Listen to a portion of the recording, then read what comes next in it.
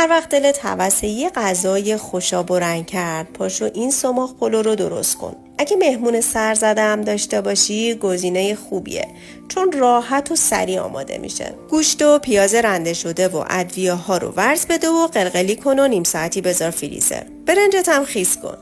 بعد قلقلی ها رو داخل تابه با کمی روغن سرخشون کن. از اون طرف برنجتو آبکش کن.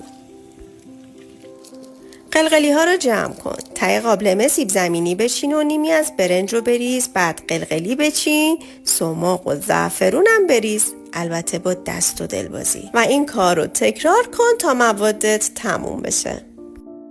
آخر سر چند تا هم اگر دوست داشتی گوجه گیلاسی بچین و برنجتو دم بذار. وقتی برنجت بخار افتاد مخلوط کره و روغن داغ هم بده روش و اینم خوشمزه ترین سماق پلو. امیدوارم درست کنید و از خوردنش لذت ببرید.